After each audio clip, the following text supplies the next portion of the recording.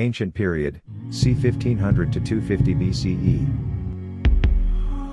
Gandhara Kingdom, c. 1500 to 535 BCE. The Gandhara region centered around the Peshawar Valley and Swat River Valley, though the cultural influence of Greater Gandhara extended across the Indus River to the Taxila region in Potohar Plateau and westwards into the Kabul and Bamiyan valleys in Afghanistan, and northwards up to the Karakoram range. Kamboja Kingdom, c. 1200 to 299 BCE. The Kambojas were an Iranic group that resided and ruled over the Hindukush region. One capital of Cambodia was probably Rajapura, modern Rajaury, whilst the main heartland capital was Kapisi, modern-day Kapisa. The Kamboja region survived and evolved through many periods, from the Vedic Mahajanapada age of Sanskrit texts to Zoroastrian periods and Buddhist period described in Pali scriptures. The Buddhist traditions refers to this region as Kapisi. The latest mentions of Kambojas was in late 10th century when they attacked India and formed the Kamboja Pala dynasty. The Kambojas entered into conflict with Alexander the Great as he invaded Central Asia. The Macedonian conqueror made short shrift of the arrangements of Darius, and after overrunning the Achaemenid Empire, he dashed into today's eastern Afghanistan and western Pakistan. There he encountered resistance from the Kamboja Aśvakans and Aśvakans tribes. The region of the Hindukush that was inhabited by the Kambojas has gone through many rules such as Vedic Mahajanapada, Pali Kapisi, Indo-Greeks, Kushan and Gandharans to Paristan and modern-day being split between Pakistan and eastern Afghanistan. The descendants of Kambojas have mostly been assimilated into newer identities. However, some tribes remain today that still retain the names of their ancestors. The Yusufzai Pashtuns are said to be the Essopzai from the Kamboja age. The Kam people of Nuristâni retain their Kamboj name. The Aśvakans of Nuristâni also retain the name of Aśvakans. The Aśvakans Shinadards are another group that retain the name of the Kamboja Aśvakans. The Kamboja Punjab are another group that still retain the name, however have integrated into new identity. The country of Cambodia derives its name from the Kamboj Medes. There have been many different opinions about the extent of the Median Kingdom. For instance, according to Ernst Herzfeld, it was a powerful empire, which stretched from central Anatolia to Bactria, to around the borders of nowadays India. On the other side, Helene Sanssouci Werdenberg insists that there is no real evidence about the very existence of the Median Empire and that it was an unstable state formation. Nevertheless, the region of nowadays Afghanistan came under Median rule for a short time. Achaemenid Empire. Afghanistan fell to the Achaemenid Empire after it was conquered by Darius I of Persia. The area was divided into several provinces called satrapies, which were each ruled by a governor, or satrap. These ancient satrapies included Arya. The region of Arya was separated by mountain ranges from the Paropamesidi in the east, Parthia in the west and Margiana and Hyrcania in the north, while a desert separated it from Carmania and Drangiana in the south. It is described in a very detailed manner by Ptolemy and Strabo and corresponds, according to that, almost to the Herat province of today's Afghanistan. Arakassia corresponds to the modern-day Kandahar, Lashkargah, and Kuwata. Arakassia bordered Drangiana to the west, Paropamesidi to the north and to the east, and Drozhia to the south.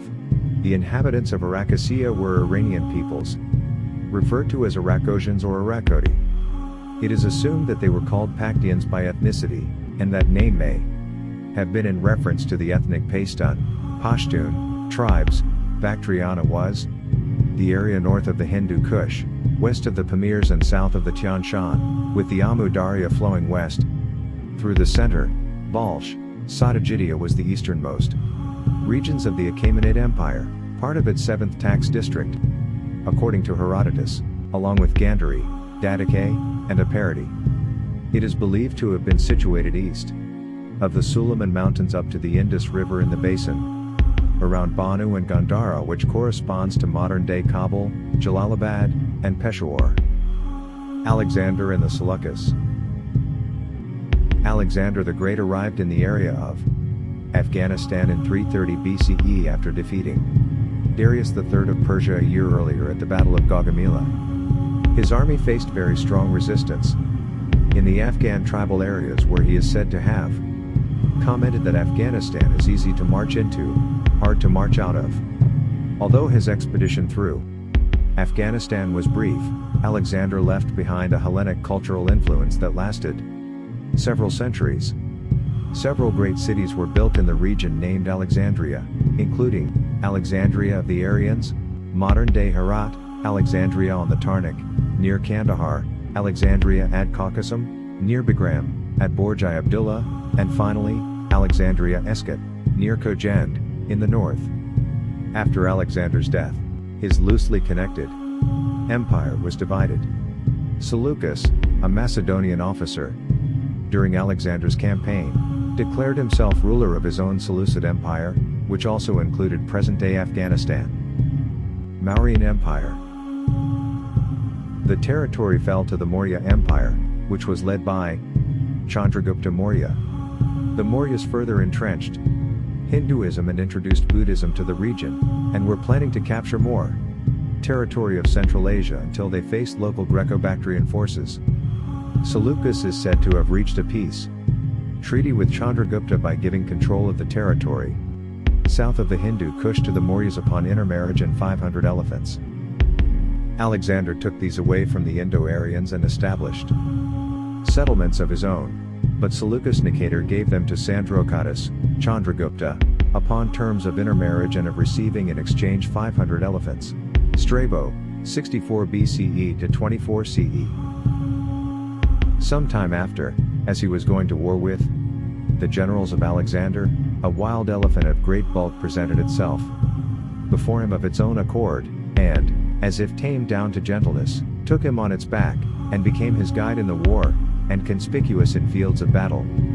Sandrocatus, having thus acquired a throne, was in possession of India, when Seleucus was laying the foundations of his future greatness, who, after making a league with him, and settling his affairs in the east, proceeded to join in the war against Antigonus.